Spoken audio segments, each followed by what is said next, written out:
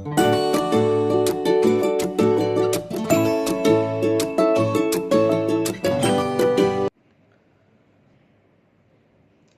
जय मसीह की। मैं प्रभु यीशु मसीह के नाम में आप सबका स्वागत करता हूं। प्रभु यीशु मसीह के नाम में आप सबको शांति और आशीष मिले। प्रभु का धन्यवाद करते हैं जो परमेश्वर ने आज का दिन दिया और संभाले रखा। प्रभु का धन्यवाद। आज महीने का दूसरा रविवार है, सेकंड संडे है, तो आज पवित्र भोज है और इस पवित्र भोज के लिए परमेश्वर ने आज एक संदेश दिया है। आज हम उस संदेश की ओर चलेंगे। आइए उससे पहले हम प्रार्थना करते हैं। अनुग्रहकारी पिताजी, महान परमेश्वर पिता यीशु मसीह के नाम से हम आपके सम्मुख आते हैं। पाक पवित्र वेदी के आगे आते हैं, कलवरी क्रूस के नीचे ले आते हैं। प्रभु छुएं, बरकत दें, आशीष दें। एक एक जन को आपके हाथों में देते हैं प्रभु। आज के दिन के लिए पिता, आज इस संडे की सभा के लिए, रविवार के दिन के लिए पिता आपके हाथों में देते हैं। जितने जन इस संदेश को सुनते हैं पिताजी, उन सबको आपके लहू में देते हैं। जितने जन ऑनलाइन ऑफलाइन बैठे हैं, उन सबको आपके हाथों में देते हैं प्रभु जी। आज खुदाबंद खुदा, आप इन सब पे आशीष दें अपनी, और अपना अनुग्रह इन पर करें। हर एक बंधन, बीमारी, कमी घटी, कमजोरी टूटने पाए पिता। इस सभा को शुरू से लेके आखिर तक आप चलाएं और आपके नाम को महिमा बढ़ाई मिलने पाए। हर एक बंधन टूटने पाए पिता। धन्यवाद करते हैं। राजाओं के राजा, प्रभुओं के प्रभु पिता, आपके सन्मुख आते हैं, आपके बच्चों को आपके लहू में देते हैं। यीशु के नाम से मांगते हैं, सुनिए और ग्रहण करें। आमीन। सबको जय मसीह की। मैं यीशु मसीह के नाम में आप सबका स्वागत करता हूं। प्रभु यीशु मसीह के नाम में आप सबको शांति और आशीष मिले। प्रभु का धन्यवाद दो। परमेश्वर ने आज का दिन दिया है, उस दिन के लिए प्रभु का धन्यवाद करते हैं। आज का इतना अच्छा दिन है परमेश्वर ने दिया। आइए हम आज वचन की ओर चलेंगे। 1 कुरिन्थियन चैप्टर 11 वर्स 23। पहला कुरिन्थियों उसका 11 अध्याय और उसकी 23 आयत से हम पढ़ना शुरू करेंगे। क्योंकि यह बात मुझे प्रभु से पहुंची और मैंने तुम्हें भी पहुंचा दी कि प्रभु यीशु मसीह जिस रात वह पकड़वाया गया, रोटी ली और धन्यवाद करके रोटी तोड़ी और कहा, यह मेरी देह है जो तुम्हारे लिए है, मेरे स्मरण के लिए यही किया करो। इसी रीति से उसने ब्यारी के पीछे कटोरा भी लिया और कहे, यह कटोरा मेरे लहू में नहीं बाचा है, जब कभी पियो मेरे स्मरण के लिए यही किया करो। क्योंकि जब कभी तुम यह रोटी खाते और इस कटोरे में से पीते हो तो प्रभु की मृत्यु को जब तक वह ना आए प्रचार करते रहो। इसलिए जो कोई अनुचित रीति से प्रभु की रोटी खाए और कटोरे में से पिए, वह प्रभु की देह और लहू का अपराधी ठहरेगा। इसलिए मनुष्य अपने आप को जांच ले और इस रीति से रोटी में से खाए और इस कटोरे में से पिए। क्योंकि जो खाते पीते प्रभु की देह को ना पहचाने, वह खाने और पीने से अपने ऊपर दंड लाता है। उसी कारण तुम में से बहुत से निर्बल और रोगी हैं और बहुत से सो भी गए हैं। यदि हम अपने आप को जांचते तो दंड ना पाते, परंतु प्रभु हमें दंड देकर हमारी ताड़ना करता है, इसलिए कि हम संसार के साथ दोषी ना ठहरे। प्रभु का धन्यवाद। यहाँ बड़ी अच्छी बात कही है पौलुस। हमें एक चीज बताते हैं, यहाँ पे होली कम्युनियन के विषय में बात कर रहे हैं पौलुस।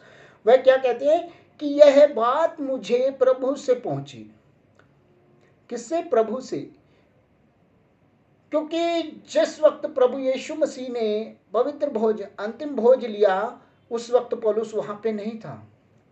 सूली पर चढ़ाए जाने से एक रात पहले जब वह अपने चेलों के साथ इकट्ठा हुआ एक घर, उस कोठरी में, और वहाँ पे उसने पवित्र भोज लिया, तो वहाँ पे ये पौलुस नहीं था। पौलुस बहुत बाद में आया, ठीक है ना। तो क्या कहता है, यह बात मुझे प्रभु से पहुंची और प्रभु यीशु जिस रात पकड़वाया गया, जिस रात पकड़वाया गया, स्पष्ट लिखता है, जिस रात पकड़वाया गया प्रभु ने रोटी ली।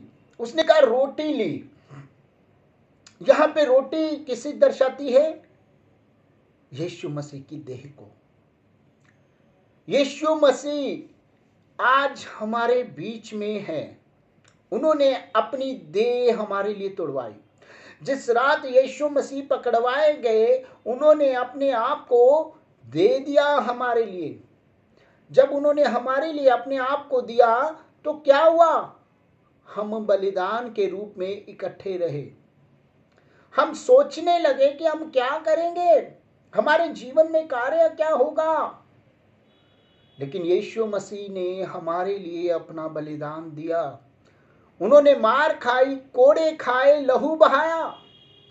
आज हमारे जीवन में बहुत सारी बातें होती हैं, अरे ऐसा कैसे हो जाएगा, मैं क्या करूंगा, मेरे जीवन में क्या है, मैं कुछ कर पाऊंगा कि नहीं कर पाऊंगा।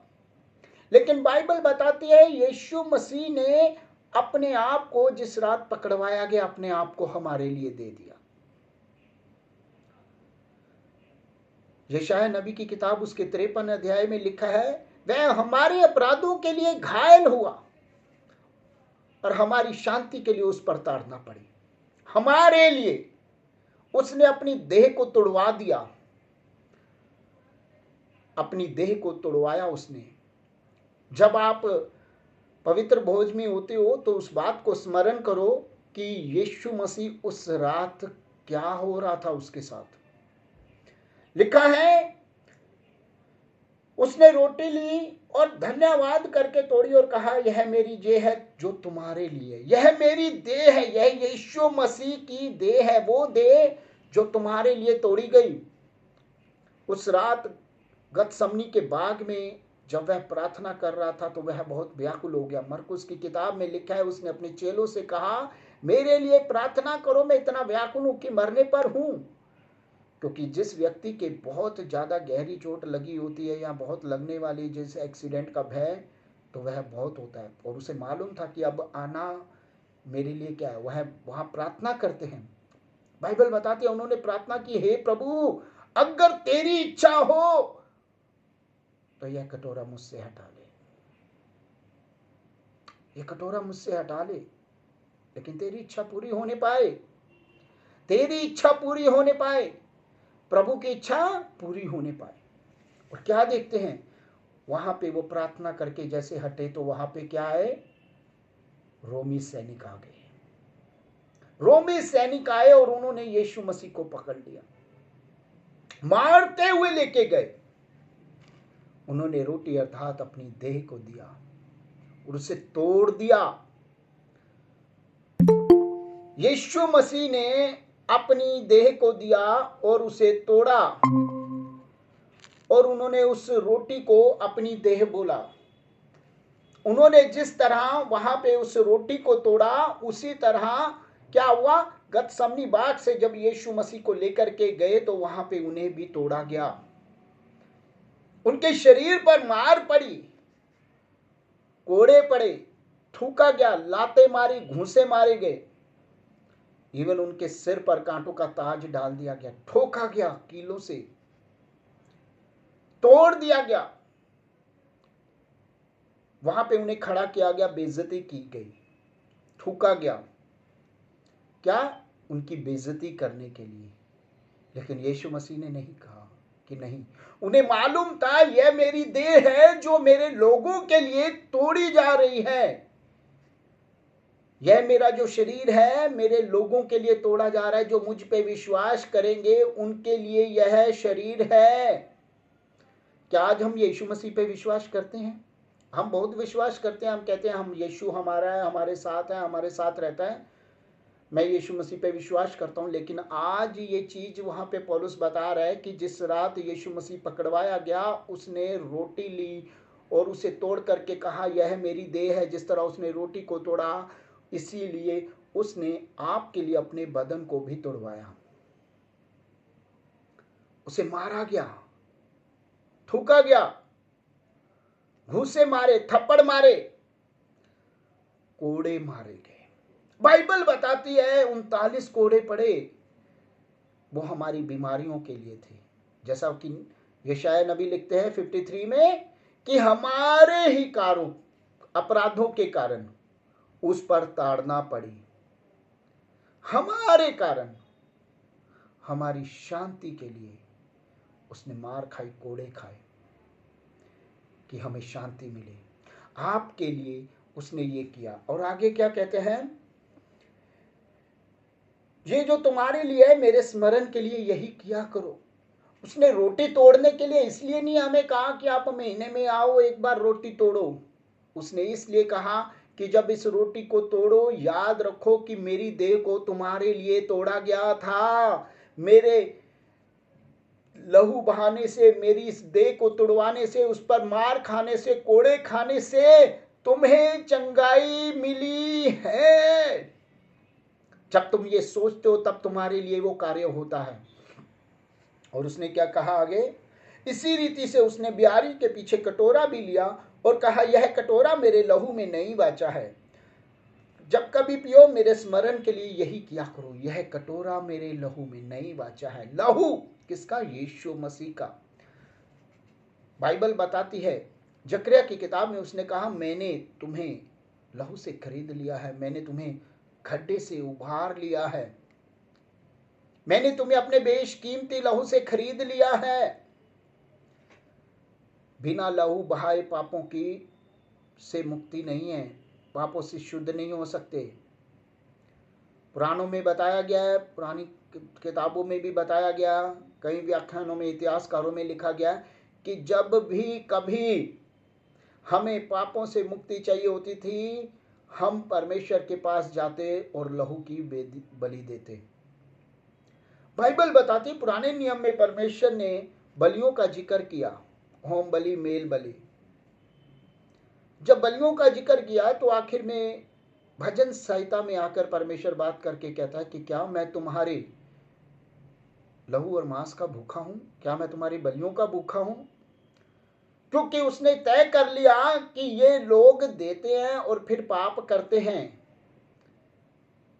जिस तरह इजरायली लोग साल में एक बार बलि देते थे और फिर पूरा पाप करते थे, फिर से शुद्ध होते थे, यीशु मसीह ने हमें हर बार ये करने के लिए कहा, जब कभी तुम मेरे पास आओ तो स्मरण करो, ताकि हम जब उसे स्मरण करें हम दोबारा पाप ना करें, हम पाप ना करें। हमारे जीवन में पाप नहीं होना चाहिए। जब हम पाप करते हैं तो हम परमेश्वर से दूर हो जाते हैं। इसीलिए उसने कहा, मेरे पास आओ, मैं तुम्हें शांति दूंगा, मैं तुम्हें आशीष दूंगा, मैं तुम्हें तुम्हारे पापों से मुक्ति दूंगा, मैं तुम्हें उद्धार दूंगा, मैं तुम्हें नया जीवन दूंगा। उसने कहा, यह कटोरा मेरे लहू में नई वाचा है। वह वाचा जो परमेश्वर ने बांधी, जो उसने कहा, मैं तुम्हारे पिता मूल अब्राहम की वाचा तुमसे बांधता हूं, मैं तुम्हारे मूल पुरुष दाऊद का परमेश्वर जो तुम्हारे साथ वाचा बांधता हूं। जिस तरह दाऊद के साथ वाचा बांधगी वैसी वाचा बांधता हूं। जिस तरह उसने अब्राहम के साथ वाचा बांधी, वो वाचा वो बांधने के लिए आया। लेकिन उसने कहा स्मरण करो, हर बार उसने कहा स्मरण करो। बार बार हमें, जब भी हम आते हैं, स्मरण करना है। जब हम पाप करने लगे तो हमें स्मरण करना नहीं, हमने, यीशु मसीह ने हमारे लिए ये किया है, हमें पाप नहीं करना है। यीशु मसीह ने मेरे लिए लहू बहाया। जब 39 कोड़े पड़े तो वो लहू बहा वहां।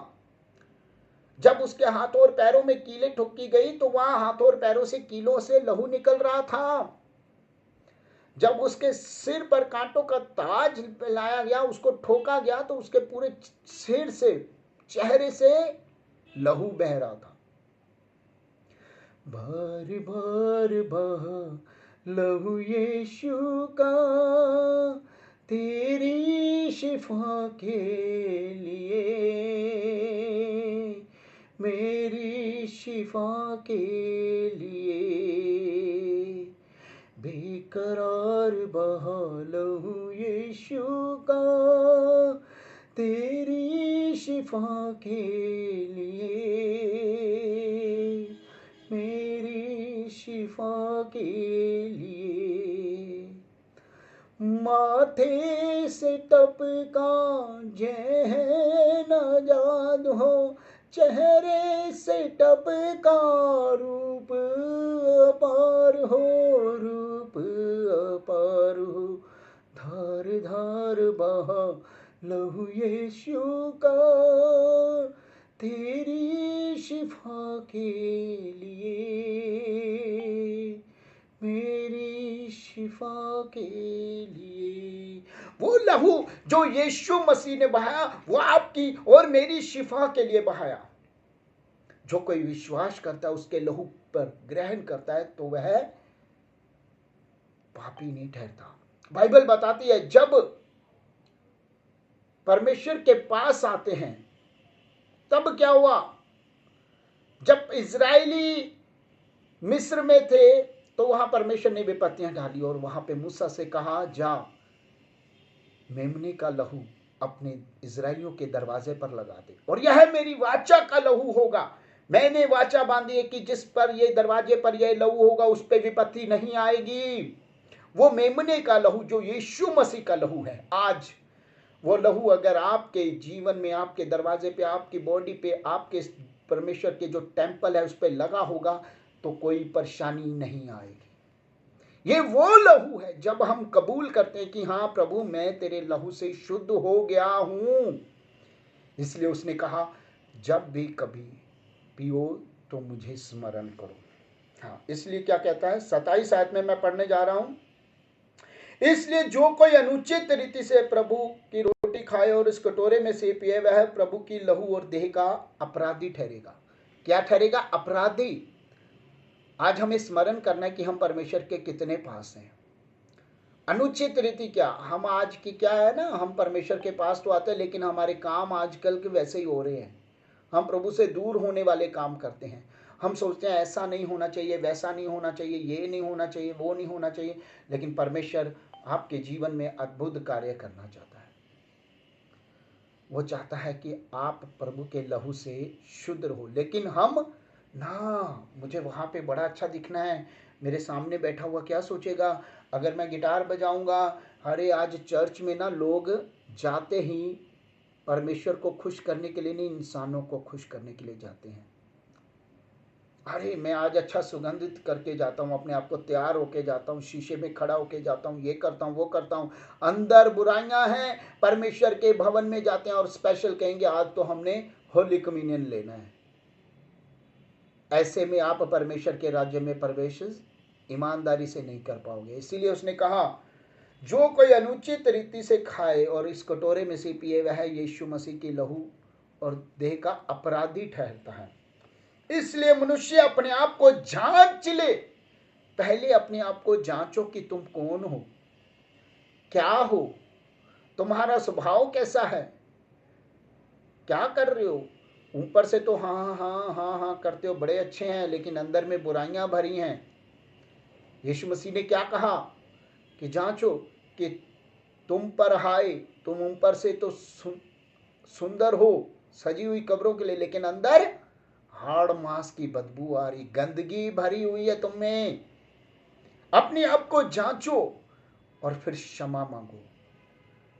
क्षमा मांगो, प्रभु मैंने ये गलत किया, मुझे क्षमा कर। बाइबल बताती है जब कभी तू परमेश्वर की वेदी पर जाए भेंटी देने के लिए, पहले स्मरण कर, अगर तेरे भाई से तेरी कोई प्रॉब्लम है तो पहले उसे भेंटी को साइड में रख और भाई से पहले मेल मिलाप करके आ, अन्यथा परमेश्वर ग्रहण नहीं करेगा। और ऐसा ही होगा, हम अंदर बुराइयां भरी हैं, गंदगियां हैं, और हम दे लेकर के प्रभु की होली कम्युनियन लेकर के प्रभु का देह को, मांस को खा कर और लहू पी करके हम कहते हैं कि प्रभु का धन्यवाद। उसका नतीजा क्या है? उसका नतीजा क्या कहता है? क्योंकि खाते पीते जो प्रभु की देह को ना पहचाने वह खाने पीने से अपने ऊपर दंड लाता है।